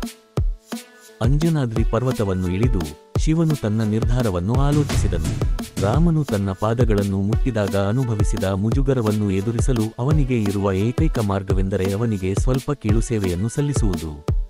ಮತ್ತು ಭಗವಾನ್ ರಾಮನು ಶಿವನಿಂದ ಪಶ್ಚಾತ್ತಾಪದ ಕ್ರಿಯೆಯಾಗಿ ಕೀಳು ಸೇವೆಯನ್ನು ಸ್ವೀಕರಿಸುವ ಏಕೈಕ ಮಾರ್ಗವೆಂದರೆ ಅವನು ತನ್ನ ಭಾಗಶಃ ಅವತಾರದ ಮೂಲಕ ಅವನಿಗೆ ಸೇವೆ ಸಲ್ಲಿಸುವುದು. ಅದಕ್ಕಾಗಿಯೇ ಅವನು ಅಲ್ಲಿಗೆ ಬರಲು ನಿರ್ಧರಿಸಿದ್ದನು. ಇಲ್ಲಿ ಹನುಮ ರೂಪದಲ್ಲಿ ಶಿವನ ವಿಸ್ತರಣೆ ಇತ್ತು. ಈಗಾಗಲೇ ಉತ್ಸುಕನಾಗಿದ್ದ ಹನುಮಂತ ಮತ್ತು ಅವನ ಉತ್ಸಾಹಭರಿತ ತಾಯಿ ಅಂಜನಾಳನ್ನು ಶ್ರೀರಾಮನನ್ನು ಭೇಟಿ ಮಾಡಲು ಅಯೋಧ್ಯೆಗೆ ಹನುಮನನ್ನು ಕರೆದುಕೊಂಡು ಹೋಗುವಂತೆ ಮನವೊಲಿಸುವುದು ಅವನಿಗೆ ಹೆಚ್ಚು ಕಷ್ಟಕರವಾಗಿರಲಿಲ್ಲ. ಶಿವನು ಹನುಮ ಜೊತೆ ಅಯೋಧ್ಯೆಗೆ ಹಿಂತಿರುಗಿದಾಗ ಈ ಬಾರಿ ಅವನು ಉತ್ತಮ ಯೋಜನೆಯನ್ನು ರೂಪಿಸಿದನು. ಅದು ಹೆಚ್ಚಿನ ಮುಜುಗರಕ್ಕೆ ಕಾರಣವಾಗದ ಒಂದು ಯೋಜನೆಯನ್ನು ರೂಪಿಸಿತು. ಶೀಘ್ರದಲ್ಲೇ ಒಬ್ಬ ವಾನರ ತರಬೇತುದಾರ ನಾಟಕೀಯ ಮತ್ತು ಚಮತ್ಕಾರಿಕ ತನ್ನ ಅತ್ಯಂತ ಚುರುಕಾದ ಕೋತಿಯೊಂದಿಗೆ ಅಯೋಧ್ಯ ಭೂಮಿಯನ್ನು ಪ್ರವೇಶಿಸಿದನು. ವಾನರ ತರಬೇತುದಾರನ ಡ್ರಮ್ ಬೀಟ್ಗಳನ್ನು ಕೇಳಿದ ಅಯೋಧ್ಯೆಯ ನೂರಾರು ನಾಗರಿಕರು ಆ ಕ್ರಿಯಾತ್ಮಕ ಕೋತಿಯ ಪ್ರದರ್ಶನವನ್ನು ವೀಕ್ಷಿಸಲು ನಗರ ಚೌಕದಲ್ಲಿ ಜಮಾಯಿಸಿದರು. ಅಂತಹವರು ಅವರು ಹಿಂದೆಂದೂ ನೋಡಿರಲಿಲ್ಲ. ವಾನರ ತರಬೇತುದಾರನ ಡ್ರಮ್ ಬೀಟ್ಗಳಿಗೆ ಅನುಗುಣವಾಗಿ ಕೋತಿ ತನ್ನ ಆಶ್ಚರ್ಯಕರ ಪ್ರದರ್ಶನವನ್ನು ಪ್ರಾರಂಭಿಸಿತು. ಅಯೋಧ್ಯೆಯ ಮಕ್ಕಳು ವಯಸ್ಕರಂತೆ ಮಂತ್ರಮುಗ್ಧರಾಗಿದ್ದರು. ಒಂದು ಸಣ್ಣ ಪ್ರದರ್ಶನದ ನಂತರ ವಾನರ ತರಬೇತುದಾರ ಮತ್ತು ಅವನ ಕೋತಿ ಬೇರೆಡೆ ಪ್ರದರ್ಶನ ನೀಡಲು ಹೊರಟರು. ಇಡೀ ಜನಸಮೂಹವು ಮೋಡಿಮಾಡಲ್ಪಟ್ಟಿತು, ಅವರನ್ನು ಹಿಂಬಾಲಿಸಿತು. ಅವರಿಬ್ಬರಿಂದ ಕಣ್ಣುಗಳನ್ನು ತೆಗೆಯಲು ಅವರಿಗೆ ಸಾಧ್ಯವಾಗಲಿಲ್ಲ. ಇಬ್ಬರೂ ಪ್ರೇಕ್ಷಕರನ್ನು ಆಯಸ್ಕಾಂತದಂತೆ ಆಕರ್ಷಿಸಿದರು. ಈ ವಾನರ ತರಬೇತುದಾರ ಡ್ರಮ್ ನುಡಿಸುವುದರಲ್ಲಿ ಎಷ್ಟು ಪರಿಣಿತನೆಂದರೆ ಅವನು ಶಿವನಂತೆಯೇ ಸಮರ್ಥನೆಂದು ಜನರು ಚರ್ಚಿಸುತ್ತಿದ್ದರು. ಅಯೋಧ್ಯೆಯ ಮಕ್ಕಳು ಇಬ್ಬರ ಮೇಲೂ ಇದ್ದರು ಮತ್ತು ನಿರಂತರವಾಗಿ ಪ್ರಿಯ ಕೋತಿಯ ಗಮನ ಸೆಳೆಯಲು ಪ್ರಯತ್ನಿಸುತ್ತಿದ್ದರು. ಶೀಘ್ರದಲ್ಲೇ ಜನಸಮೂಹವು ರಾಜಭವನವನ್ನು ತಲುಪಿತು. ಒಂದು ಆಯಕಟ್ಟಿನ ಸ್ಥಳದಲ್ಲಿ ತಮ್ಮನ್ನು ತಾವು ಕೂರಿಸಿಕೊಂಡು ತರಬೇತುದಾರನು ತನ್ನ ಡ್ರಮ್ ನುಡಿಸಲು ಪ್ರಾರಂಭಿಸಿದನು ಮತ್ತು ಕೋತಿ ನೃತ್ಯ ಮಾಡಲು ಪ್ರಾರಂಭಿಸಿತು. ಅವರ ನೋಟವು ಅರಮನೆಯ ದ್ವಾರದತ್ತ ನೆಟ್ಟಿತ್ತು. ಅಷ್ಟೊತ್ತಿಗಾಗಲೇ ಪ್ರದರ್ಶನವನ್ನು ವೀಕ್ಷಿಸಲು ಹೆಚ್ಚಿನ ಜನಸಮೂಹ ಸೇರಿತ್ತು. ಕೋತಿ ಮತ್ತು ಅವನ ಯಜಮಾನನಿಗೆ ಯಾರು ಅಥವಾ ಎಷ್ಟು ಮಂದಿ ತಮ್ಮನ್ನು ನೋಡುತ್ತಿದ್ದಾರೆ ಎಂಬುದರ ಬಗ್ಗೆ ಕಾಳಜಿ ಇರಲಿಲ್ಲ. ಅವರು ಯಾರೋ ವಿಶೇಷ ವ್ಯಕ್ತಿಗಾಗಿ ಕಾಯುತ್ತಿದ್ದರು. ಕೊನೆಗೆ ರಾಮನು ತನ್ನ 3 ಸಹೋದರರೊಂದಿಗೆ ಅರಮನೆಯಿಂದ ಹೊರಗೆ ಓಡಿ ಬಂದಾಗ ಉಸಿರುಕಟ್ಟುವ ಕ್ಷಣ ಬಂದಿತು. ರಾಜ ದಶರಥ ಮತ್ತು ಅವನ 3 ಪ್ರಮುಖ ರಾಣಿಯರು ಸ್ವಲ್ಪ ದೂರದಲ್ಲಿ ಜೊತೆಯಲ್ಲಿದ್ದರು. ರಾಮನನ್ನು ಮೊದಲ ಬಾರಿಗೆ ನೋಡಿದಾಗ ಕೋತಿ ಮತ್ತು ಅವನ ತರಬೇತುದಾರ ಇಬ್ಬರು ಹೃದಯ ಬಡಿತವನ್ನು ಕಡಿಮೆ ಮಾಡಿದರು. ರಾಮನನ್ನು ಮೆಚ್ಚಿಸುವ ಪ್ರಯತ್ನದಲ್ಲಿ ಇಬ್ಬರೂ ನವೀಕೃತ ಶಕ್ತಿಯಿಂದ ಪ್ರದರ್ಶನ ನೀಡಿದರು. ಡ್ರಮ್ಮರ್ ಮಾನವನಿಗೆ ಅಸಾಧ್ಯವಾದ ರೀತಿಯಲ್ಲಿ ಡ್ರಮ್ ಮಾಡಲು ಪ್ರಾರಂಭಿಸಿದರು. ಅವನ ಡ್ರಮ್ನಿಂದ ಬಂದ ಲಯಗಳು ಎಲ್ಲಾ ಪ್ರೇಕ್ಷಕರನ್ನು ಮಂತ್ರಮುಗ್ಧಗೊಳಿಸಿದವು. ಒಬ್ಬ ವ್ಯಕ್ತಿಯು ನೃತ್ಯ ಮಾಡುವುದನ್ನು ತಡೆಯಲು ಸಾಧ್ಯವಾಗಲಿಲ್ಲ. ಕೋತಿ ಪಲ್ಟಿ ಹೊಡೆದು, ಜಿಗಿದು, ನೃತ್ಯ ಮಾಡುತ್ತಾ, ತಿರುಗುತ್ತಾ ಮತ್ತು ಹಾರಿತು, ಎಲ್ಲವೂ ಮನಸ್ಸಿನ ವೇಗದಲ್ಲಿ. ರಾಮನು ಸಂತೋಷದಿಂದ ಜಿಗಿದು ಚಪ್ಪಾಳೆ ತಟ್ಟುತ್ತಿದ್ದನು. ರಾಮನ ಪ್ರತಿಕ್ರಿಯೆ ಇಬ್ಬರನ್ನು ಮತ್ತಷ್ಟು ರೋಮಾಂಚನಗೊಳಿಸಿತು ಮತ್ತು ಅವರು ಇನ್ನೂ ಉತ್ತಮವಾಗಿ ಪ್ರದರ್ಶನ ನೀಡಿದರು. ಇಡೀ ಸನ್ನಿವೇಶವು ಉನ್ಮಾದದ ಪಿಚ್ ತಲುಪಿತು ಮತ್ತು ಅಂತಿಮವಾಗಿ ಕೋತಿ ತರಬೇತುದಾರ ಜೋಡಿ ನಿಧಾನವಾಯಿತು ಮತ್ತು ಅವರ ಪ್ರದರ್ಶನವನ್ನು ನಿಲ್ಲಿಸಿತು. ಸುತ್ತಮುತ್ತಲಿನ ಜನರು ಚಪ್ಪಾಳೆ ತಟ್ಟಿ, ಶಿಳ್ಳೆ ಹೊಡೆದು, ಹೊಗಳಿ, ಅವರಿಗೆ ಚಿನ್ನದ ನಾಣ್ಯಗಳನ್ನು ಅರ್ಪಿಸಿದರು. ರಾಜನೇ ಆ ಪ್ರದರ್ಶನಕ್ಕೆ ಪ್ರತಿಫಲ ನೀಡಲು ಮುಂದೆ ಬಂದನು. ಆಗಲೇ ರಾಮನು ಅದ್ಭುತವಾದದ್ದನ್ನು ಹೇಳಿದನು. ಮಧುರವಾದ ಧ್ವನಿಯಲ್ಲಿ ಅವನು, ತಂದೆಯೇ, ನಾನು ಈ ಕೋತಿಯನ್ನು ನನ್ನ ಬಳಿಯೇ ಇಟ್ಟುಕೊಳ್ಳಲು ಬಯಸುತ್ತೇನೆ ಎಂದು ಹೇಳಿದನು. ಈ ಬಾಲಿಶ ವಿನಂತಿಯಿಂದ ರಾಜ ದಶರಥನು ಸಾಕಷ್ಟು ಮುಜುಗರಕ್ಕೊಳಗಾದನು. ಆದರೆ ವಾನರ ತರಬೇತುದಾರ ಮತ್ತು ಅವನ ಕೋತಿ ಸ್ಪಷ್ಟವಾಗಿ ರೋಮಾಂಚನಗೊಂಡವು. ತರಬೇತುದಾರನು ಕೋತಿಯನ್ನು ತನ್ನ ಕೈಯಲ್ಲಿ ಎತ್ತಿ ನಿಧಾನವಾಗಿ ರಾಮನ ಪ್ರೀತಿಯ ತೋಳುಗಳಲ್ಲಿ ಇಟ್ಟನು. ಕೋತಿ ರಾಮನ ತೋಳುಗಳಲ್ಲಿ ಇಳಿದಾಗ ಅವನು ತನ್ನ ಯಜಮಾನನ ಮೊದಲ ಸ್ಪರ್ಶದ ಅನುಭವವನ್ನು ಸವಿಯಲು ಕಣ್ಣು ಮುಚ್ಚಿದನು. ದೈವಿಕ ಸ್ಪರ್ಶವು ಅವನನ್ನು ರೋಮಾಂಚನಗೊಳಿಸಿತು ಮತ್ತು ಅವನ ದೇಹದ ಪ್ರತಿಯೊಂದು ಕೂದಲು ಆನಂದದಿಂದ ನಿಂತಿತು. ರಾಮನು ಅವನನ್ನು ತನ್ನ ಎದೆಗೆ ಬಿಗಿಯಾಗಿ ಅಪ್ಪಿಕೊಂಡಾಗ ಅವನ ಕಣ್ಣುಗಳಲ್ಲಿ ಆನಂದದ ಕಣ್ಣೀರು ಇತ್ತು. ಅವನು ತನ್ನ ಗಮ್ಯಸ್ಥಾನವನ್ನು ತಲುಪಿದ್ದನು. ತಮ್ಮ ಪ್ರೀತಿಯ ರಾಮನು ಕೋತಿಯನ್ನು ತುಂಬಾ ಪ್ರೀತಿಯಿಂದ ಹಿಡಿದಿರುವ ವಿಶಿಷ್ಟ ದೃಶ್ಯವನ್ನು ಎಲ್ಲರ ಕಣ್ಣುಗಳು ನೋಡುತ್ತಿದ್ದವು. ರಾಜ ದಶರಥನು ತನ್ನ ಕೋತಿಯನ್ನು ನಿಸ್ವಾರ್ಥವಾಗಿ ದಾನ ಮಾಡಿದ್ದಕ್ಕಾಗಿ ವಾನರ ತರಬೇತುದಾರನಿಗೆ ಪ್ರತಿಫಲ ನೀಡಲು ಬಯಸಿದನು. ಅವನು ಅವನನ್ನು ನೋಡಲು ತಿರುಗಿದಾಗ ಅವನಿಗೆ ಅವನು ಸಿಗಲಿಲ್ಲ. ಅವನು ಸುತ್ತಲೂ ನೋಡಿದನು. ಎಲ್ಲಾ ನಾಗರಿಕರು ಅವನನ್ನು ಹುಡುಕಲು ಪ್ರಯತ್ನಿಸಿದರು. ಅವನು ಗಾಳಿಯಲ್ಲಿ ಕಣ್ಮರೆಯಾಗಿದಂತೆ ತೋರುತ್ತಿತ್ತು. ಅದು ಹಾಗೆ ನಿಜವಾಗಿಯೂ ಅಲ್ಲ, ಏಕೆಂದರೆ ಅವನು ತನ್ನ ವಿಸ್ತರಣೆಯ ರೂಪದಲ್ಲಿ, ದೈವಿಕ ಕೋತಿಯ ರೂಪದಲ್ಲಿ ಅಯೋಧ್ಯೆಯಲ್ಲಿಯೇ ಇದ್ದನು. ರಾಮನು ತನ್ನ ಸಾಕು ಕೋತಿಯನ್ನು ಸ್ವೀಕರಿಸಲು ತುಂಬಾ ಸಂತೋಷಪಟ್ಟನು. ಅವನು ಹಗಲು ರಾತ್ರಿ ಇಡೀ ಕೋತಿಯೊಂದಿಗೆ ಆಟವಾಡಿದನು. ಕೋತಿ ಕೂಡ ತನ್ನ ಶಾಶ್ವತ ಯಜಮಾನನೊಂದಿಗೆ ಇರುವುದರಲ್ಲಿ ಸಂತೋಷಪಟ್ಟನು ಮತ್ತು ಅವನು ರಾಮನೊಂದಿಗೆ ಸೇರಿಕೊಂಡು ಅವನಿಗೆ ಸಣ್ಣ ಕೆಲಸಗಳನ್ನು ಮಾಡಿದನು. ಮತ್ತು ಬೇರೆ ಏನೂ ಇಲ್ಲದಿದ್ದಾಗ ಅವನು ಅವನನ್ನು ದಿಟ್ಟಿಸಿ ನೋಡುತ್ತಿದ್ದನು. ವರ್ಷಗಳು ಕಳೆದವು. ಕೋತಿ ರಾಮನ ಜೀವನದ ಒಂದು ಭಾಗವಾಯಿತು. ಅವನು ಸಮರ ಕಲೆಗಳನ್ನು ಕಲಿಯುವಾಗ, ತನ್ನ ಸಹೋದರರೊಂದಿಗೆ ಆಡುವಾಗ, ಕುದುರೆಗಳನ್ನು ಸವಾರಿ ಮಾಡುವಾಗ ಮತ್ತು ಅದೇ ಕೋಣೆಯಲ್ಲಿ ರಾಮನ ಹಾಸಿಗೆಯ ಕೆಳಗೆ ಮಲಗಿದಾಗ ಅವನು ಅವನೊಂದಿಗೆ ಇದ್ದನು. ಮತ್ತು ಬೆಳಿಗ್ಗೆ ಮೊದಲನೆಯದಾಗಿ ರಾಮನು ಅವನನ್ನು ಎತ್ತಿಕೊಂಡು ಅಪ್ಪಿಕೊಳ್ಳುತ್ತಿದ್ದನು. ವಾಸ್ತವವಾಗಿ ಅನೇಕ ರಾತ್ರಿಗಳು ಬೆಳಿಗ್ಗೆ ಪ್ರೀತಿಯ ಅಪ್ಪುಗೆಯ ನಿರೀಕ್ಷೆಯಲ್ಲಿ ಕೋತಿ ಮಲಗುತ್ತಿರಲಿಲ್ಲ. ಒಂದು ದಿನ ರಾಮನು ತನ್ನ ಸಹೋದರರೊಂದಿಗೆ ಅರಮನೆಯ ಟೆರೆಸ್ನಲ್ಲಿ ಗಾಳಿಪಟವನ್ನು ಹಾರಿಸಲು ಬಯಸಿದನು. ಕೋತಿ ಗಾಳಿಪಟವನ್ನು ಹಿಡಿದು ಸೂಚನೆ ನೀಡಿದಾಗ ಅದನ್ನು ಬಿಟ್ಟಿತು. ರಾಮನು ದಾರವನ್ನು ಕೌಶಲ್ಯದಿಂದ ನಿರ್ವಹಿಸಿದಾಗ ಗಾಳಿಪಟ ಆಕಾಶದಲ್ಲಿ ಹಾರಲು ಪ್ರಾರಂಭಿಸಿತು. ಗಾಳಿಪಟವು ಎಷ್ಟು ಎತ್ತರಕ್ಕೆ ಹಾರಿ ಮೋಡಗಳಲ್ಲಿ ಕಣ್ಮರೆಯಾಯಿತು. ಹುಡುಗರಿಗೆ ಅದನ್ನು ಇನ್ನು ಮುಂದೆ ನೋಡಲು ಸಾಧ್ಯವಾಗಲಿಲ್ಲ. ರಾಮನು ಇನ್ನಷ್ಟು ದಾರವನ್ನು ಬಿಡಿಸಿದನು ಮತ್ತು ಗಾಳಿಪಟವು ಹೆಚ್ಚು ಎತ್ತರಕ್ಕೆ ಏರಿತು. ಒಂದು ಹಂತದಲ್ಲಿ ಗಾಳಿಪಟ ಸಿಕ್ಕಿಹಾಕಿಕೊಂಡಿತು. ರಾಮನು ದಾರವನ್ನು ಎಷ್ಟೇ ಎಳೆದರೂ ಅದನ್ನು ಬಿಡಲು ಸಾಧ್ಯವಾಗಲಿಲ್ಲ. ಅವನು ಕೋತಿಗೆ ದಾರವನ್ನು ಹತ್ತಿ ಗಾಳಿಪಟದ ಬಳಿಗೆ ತಲುಪಿ ಬಿಡಲು ಸೂಚಿಸಿದನು. ಕೌಶಲ್ಯದಿಂದ ಕೋತಿ ದಾರದ ಮೇಲೆ ಹಾರಿ ಚುರುಕಾಗಿ ಮೇಲಕ್ಕೆ ಏರಿತು. ಅವನು ಹೆಚ್ಚು ಎತ್ತರಕ್ಕೆ ಹೋದನು ಮತ್ತು ಶೀಘ್ರದಲ್ಲೇ ಮೋಡಗಳಲ್ಲಿ ಕಣ್ಮರೆಯಾದನು. ಅವನು ಇನ್ನು ಮುಂದೆ ಹತ್ತುತ್ತಿದ್ದಂತೆ ಗಾಳಿಪಟ ಸ್ವರ್ಗವನ್ನು ತಲುಪಿದೆ ಎಂದು ಅವನಿಗೆ ಅರಿವಾಯಿತು. ಅಲ್ಲಿಗೆ ತಲುಪಿದಾಗ ಇಂದ್ರನ ಮಗ ಜಯಂತ ಗಾಳಿಪಟವನ್ನು ಹಿಡಿದುಕೊಂಡು ಅದನ್ನು ಮುಂದೆ ಹಾರಲು ಅಥವಾ ಹಿಂತಿರುಗಲು ಬಿಡಲಿಲ್ಲ ಎಂದು ಅವನು ನೋಡಿದನು. ಅದು ರಾಮನಿಗೆ ಸೇರಿದ್ದರಿಂದ ಅದನ್ನು ಬಿಡುಗಡೆ ಮಾಡುವಂತೆ ಅವನು ಜಯಂತನನ್ನು ಕೇಳಿಕೊಂಡನು. ಜಯಂತ ನಿರಾಕರಿಸಿದನು. ಕೋತಿ ಹನುಮ ಮೂಲ ರೂಪವನ್ನು ಧರಿಸಿ ರಾಮನು ಚಿತ್ರಕೂಟದಲ್ಲಿ ತನ್ನನ್ನು ಭೇಟಿಯಾಗುತ್ತಾನೆ ಎಂದು ಜಯಂತನಿಗೆ ಭರವಸೆ ನೀಡಿದನು. ಖಚಿತವಾದ ನಂತರ ಜಯಂತನು ಗಾಳಿಪಟವನ್ನು ಬಿಟ್ಟನು ಮತ್ತು ಹನುಮಂತನು ತಮಾಷೆಯ ಕೋತಿಯ ರೂಪವನ್ನು ಮತ್ತೆ ಪಡೆದುಕೊಂಡು ತನ್ನ ಯಜಮಾನನ ಬಳಿಗೆ ಹಿಂತಿರುಗಿದನು. ಗಾಳಿಪಟದ ಮೇಲೆ ಹಾರಿದನು. ಸಾಕುಪ್ರಾಣಿ ಕೋತಿ ಗಾಳಿಪಟದ ಮೇಲೆ ಸಮತೋಲನ ಸಾಧಿಸುತ್ತಿರುವುದನ್ನು ಹುಡುಗರು ನೋಡಿದಾಗ ಅವರು ರೋಮಾಂಚನಗೊಂಡು ನಗುತ್ತಾ ಕೈಚಪ್ಪಾಳೆ ತಟ್ಟಲು ಪ್ರಾರಂಭಿಸಿದರು. ಕೋತಿಯ ಒಳ್ಳೆಯ ದಿನಗಳು ಒಂದು ದಿನ ಇದ್ದಕ್ಕಿದ್ದಂತೆ ಕೊನೆಗೊಂಡವು. ವಿಶ್ವಾಮಿತ್ರ ಋಷಿ ಅಯೋಧ್ಯೆಗೆ ಕಾಲಿಟ್ಟ ದಿನ ಅದು. ರಾಮನನ್ನು ತನಗೆ ಒಪ್ಪಿಸುವಂತೆ ಅವನು ರಾಜ ದಶರಥನನ್ನು ಕೇಳಿಕೊಂಡನು. ಬಹಳ ವಾದದ ನಂತರ ರಾಜ ದಶರಥನು ತನ್ನ ಮಗನನ್ನು ಬಿಟ್ಟುಕೊಡಲು ಒಪ್ಪಿಕೊಂಡನು. ತನ್ನ ತಂದೆಯ ತೀರ್ಪನ್ನು ಕೇಳಿದ ನಂತರ ರಾಮನು ತನ್ನ ಕೋಣೆಗೆ ಹಿಂತಿರುಗಿ ತನ್ನ ಸಾಕುಕೋತಿಯೊಂದಿಗೆ ಮಾತನಾಡಿದನು. ಅವರು ಹೇಳಿದರು, ಹನುಮಾನ್, ನಮ್ಮಿಬ್ಬರ ಜೊತೆಗಿನ ಸಮಯ ತಾತ್ಕಾಲಿಕವಾಗಿ ಕೊನೆಗೊಂಡಿದೆ. ನಾನು ನನ್ನ ಜೀವನದ ಧ್ಯೇಯವನ್ನು ಪ್ರಾರಂಭಿಸಬೇಕಾಗಿದೆ. ನೀವು ಅಯೋಧ್ಯೆಯನ್ನು ಬಿಟ್ಟು ಸುಗ್ರೀವನ ಮಂತ್ರಿಯಾಗಿ ಸೇರುತ್ತೀರಿ. ಒಂದು ದಿನ ನಾನು ಅಲ್ಲಿಗೆ ಬರುತ್ತೇನೆ ಮತ್ತು ನೀವು ನನ್ನೊಂದಿಗೆ ಮತ್ತೆ ಒಂದಾಗುತ್ತೀರಿ ಮತ್ತು ನನ್ನ ಧ್ಯೇಯದ ಶಾಶ್ವತ ಭಾಗವಾಗುತ್ತೀರಿ. ಬಾಲ್ಯದ ಅಜಾಗರೂಕ ಸಂತೋಷಗಳು ಪ್ರೌಢಾವಸ್ಥೆಯ ಜವಾಬ್ದಾರಿಗಳಿಂದ ಬದಲಾಯಿಸಲ್ಪಟ್ಟವು. ಜವಾಬ್ದಾರಿಯೊಂದಿಗೆ ತ್ಯಾಗ ಬರುತ್ತದೆ. ಭಗವಾನ್ ರಾಮನು ಮೊದಲು ಹನುಮನೊಂದಿಗಿನ ತನ್ನ ಸಂಬಂಧವನ್ನು ತ್ಯಾಗ ಮಾಡಿದನು ಮತ್ತು ಹನುಮಂತನು ಭಗವಾನ್ ರಾಮನ ಸೂಚನೆಯ ಪ್ರಕಾರ ಸುಗ್ರೀವನ ಸೇವೆ ಮಾಡುವ ಮೂಲಕ ತನ್ನ ಸ್ವಾತಂತ್ರ್ಯವನ್ನು ತ್ಯಾಗ ಮಾಡಿದನು. ಕಲ್ಲು ಕರಗುವ ಸಂಗೀತ ಕಥೆ.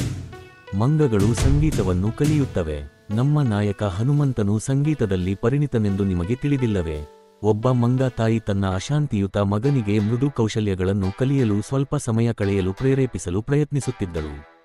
ಮಗುವಿಗೆ ಹೋರಾಟ ಮತ್ತು ಸಮರ ಕಲೆಗಳಲ್ಲಿ ಮಾತ್ರ ಆಸಕ್ತಿ ಇತ್ತು.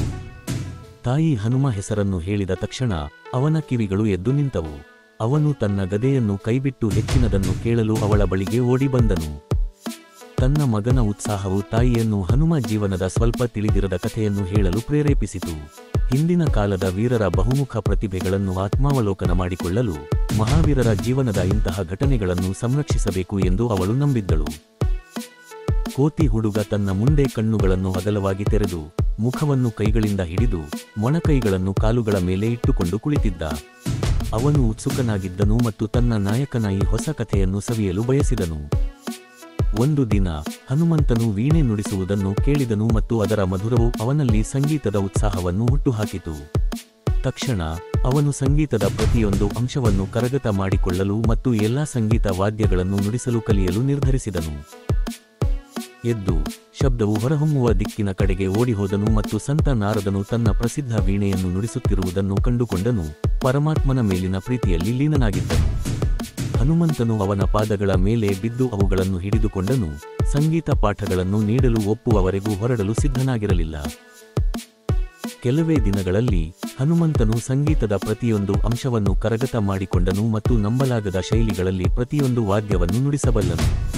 ಅವನು ನಂಬಲಾಗದಷ್ಟು ಕಡಿಮೆ ಅವಧಿಯಲ್ಲಿ ಒಬ್ಬ ಮಾಂತ್ರಿಕನಾಗಿದ್ದನು. ತರಬೇತಿಯ ನಂತರ ನಾರದರು ತಮ್ಮ ಶಿಷ್ಯನನ್ನು ಪರೀಕ್ಷಿಸಲು ಬಯಸಿದರು. ಅವರು ಹನುಮಂತನನ್ನು ಬಹಳ ಸಂಕೀರ್ಣವಾದ ರಾಗವನ್ನು ಹಾಡಲು ಕೇಳಿಕೊಂಡರು. ಪರೀಕ್ಷೆಯಲ್ಲಿ ಉತ್ತೀರ್ಣರಾಗಲು ಸಿದ್ಧರಾಗುತ್ತಾ ಹನುಮಂತನು ಕಮಲದ ಭಂಗಿಯಲ್ಲಿ ನೆಲದ ಮೇಲೆ ಕುಳಿತು ಕಣ್ಣು ಮುಚ್ಚಿದನು. ಗಂಟಲು ಸರಿಪಡಿಸಿಕೊಂಡ ನಂತರ ಅವನು ಮಧುರವಾದ ಧ್ವನಿಯಲ್ಲಿ ಹಾಡಲು ಪ್ರಾರಂಭಿಸಿದನು.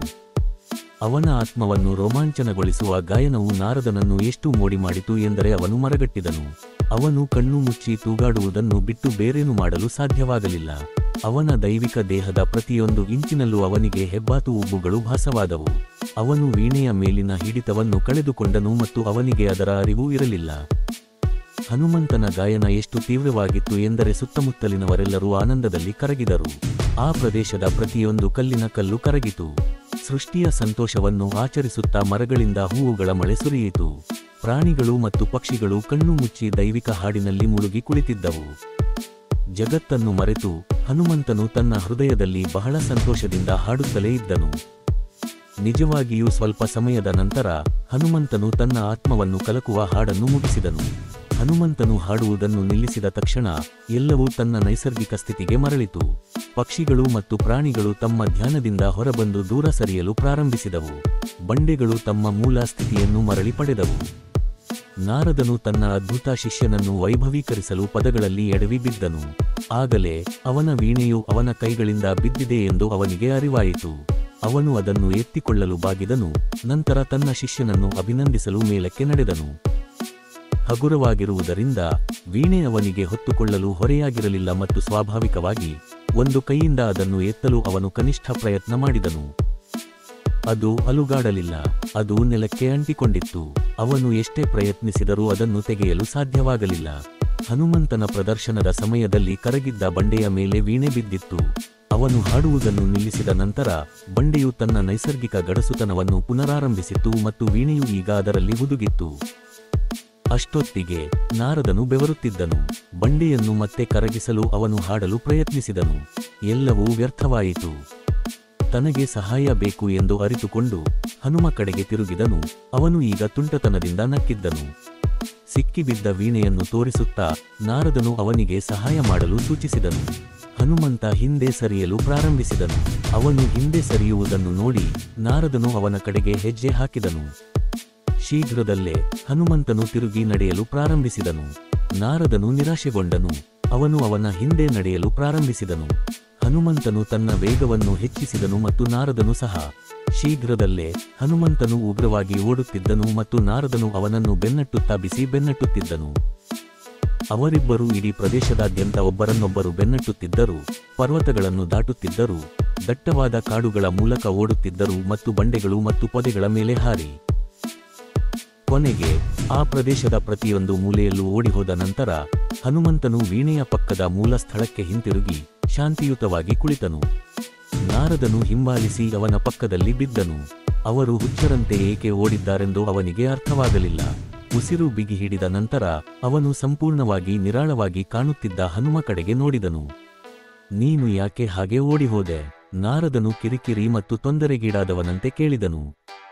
ಕೈಗಳನ್ನು ಮಡಚಿ ಮತ್ತು ತುಂಬಾ ವಿನಮ್ರ ವರ್ತನೆಯಿಂದ ಹನುಮಂತನು ನಾರದನ ಹೃದಯವನ್ನು ಮುಟ್ಟುವ ಒಂದು ಮಾತನ್ನು ಹೇಳಿದನು. ನನ್ನ ಪ್ರಿಯ ಗುರುಗಳೇ, ನಿಮ್ಮ ಪಾದ ಕಮಲದ ಧೂಳು ಈ ಪ್ರದೇಶದ ಪ್ರತಿಯೊಂದು ಮೂಲೆಯನ್ನು ಪವಿತ್ರಗೊಳಿಸಬೇಕೆಂದು ನಾನು ಬಯಸಿದ್ದೆ. ಈ ತಂತ್ರದ ಮೂಲಕ ಇದು ಸಂಭವಿಸಲು ಬೇರೆ ದಾರಿ ಇರಲಿಲ್ಲ. ದಯವಿಟ್ಟು ನಿಮ್ಮನ್ನು ಹೀಗೆ ಓಡುವಂತೆ ಮಾಡಿದ್ದಕ್ಕಾಗಿ ನನ್ನನ್ನು ಕ್ಷಮಿಸಿ. ಹಾಗೆ ಹೇಳಿದ ನಂತರ ಹನುಮಂತನು ಮತ್ತೆ ಹಾಡಲು ಪ್ರಾರಂಭಿಸಿದನು ಮತ್ತು ಕೆಲವು ಸೆಕೆಂಡುಗಳಲ್ಲಿ ಬಂಡೆ ಕರಗಿತು. ನಾರದನು ತನ್ನ ವೀಣೆಯನ್ನು ಸುಲಭವಾಗಿ ಕೀಳಬಲ್ಲನು. ನಾರದನು ತನ್ನ ಶಿಷ್ಯನ ಕೌಶಲ್ಯದಿಂದ ಮಾತ್ರವಲ್ಲದೆ ಆಧ್ಯಾತ್ಮಿಕ ಗುರುವಿನ ಧೂಳಿನ ಶಕ್ತಿಯ ಮೇಲಿನ ಅವನ ಆರಾಧನೆಯಿಂದ ಪ್ರಭಾವಿತನಾದನು. ಅವನ ಹಾಡುಗಾರಿಕೆ ಯಾವಾಗಲೂ ಭಗವಂತನ ಗಮನ ಸೆಳೆಯಲಿ ಎಂದು ಆಶೀರ್ವದಿಸಿ ಹನುಮಂತನಂತಹ ಇತರ ಅರ್ಹ ಮತ್ತು ಅನನ್ಯವಾಗಿ ಆಸಕ್ತಿದಾಯಕ ಶಿಷ್ಯರನ್ನು ಹುಡುಕುತ್ತಾ ಮುಂದುವರೆದನು. ಕೌಶಲ್ಯಗಳನ್ನು ಮದುವೆಯಾದಾಗ ಯಶಸ್ಸು ಹುಟ್ಟುತ್ತದೆ, ಆದರೆ ಒಳ್ಳೆಯ ಮನೋಭಾವಗಳನ್ನು ಮದುವೆಯಾದಾಗ ಕೃತಜ್ಞತೆ ಹುಟ್ಟುತ್ತದೆ. ಯಶಸ್ವಿ ವ್ಯಕ್ತಿ ಬೆಳಕಿಗೆ ಬರಲು ಬಯಸುತ್ತಾನೆ. ಕೃತಜ್ಞನಾಗಿರುವ ವ್ಯಕ್ತಿ ತನ್ನನ್ನು ಬೆಳಕಿಗೆ ತಂದ ವ್ಯಕ್ತಿಯನ್ನು ಹುಡುಕುತ್ತಾನೆ. ಚಾಪ್ಟರ್ 7 ಶೀಘ್ರದಲ್ಲೇ ಬರಲಿದೆ.